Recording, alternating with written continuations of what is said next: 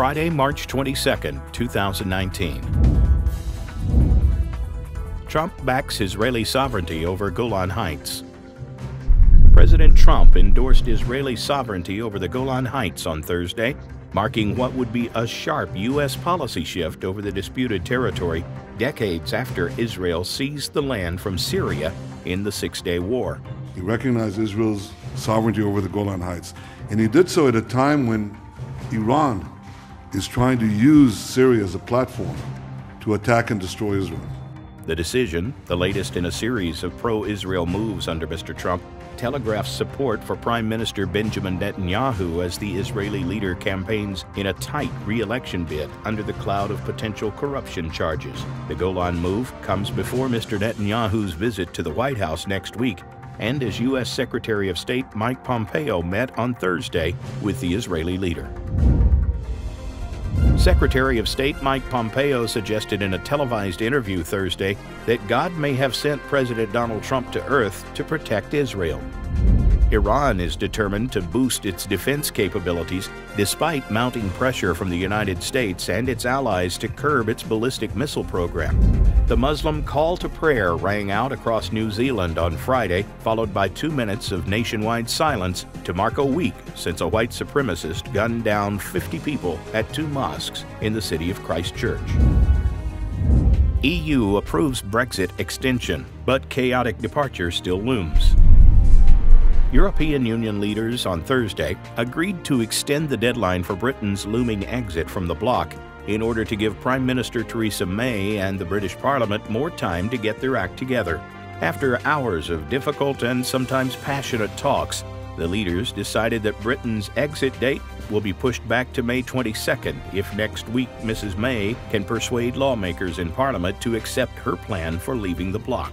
For a longer extension, though, it would have to take part in elections to the European Parliament in May, something Mrs. May said early Friday would be an absurdity 3 years after Britons voted in a referendum to leave the bloc.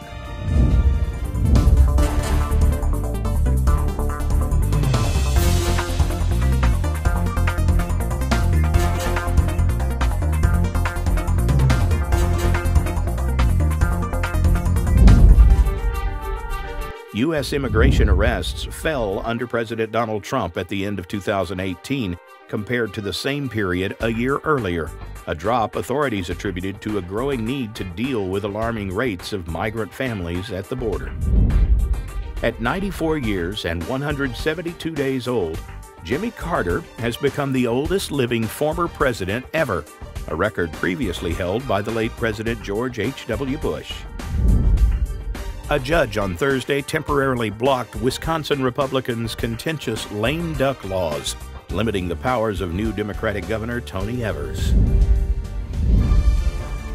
Florida man pleads guilty to mailing bombs to Trump foes. A Florida man identified as Cesar Seong pleaded guilty Thursday to sending pipe bombs to CNN and prominent critics of President Donald Trump in a wave of attacks that harmed no one but spread fear of political violence across the U.S. for days leading up to last fall's midterm elections.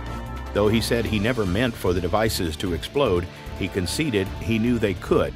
He could get life in prison at sentencing September 12th on 65 counts, including 16 counts of using a weapon of mass destruction and mailing explosives with intent to kill. Mayor Bill de Blasio's team confirmed he will deliver remarks at the annual American-Israel Public Affairs Committee conference this weekend. An NYPD sergeant has agreed to pay a $6,000 fine after he tried to use his badge to get special treatment from a city agency. Flatbush will vote in yet another special election to decide who will claim a city council seat left vacant by the specially elected public advocate Jumaane Williams.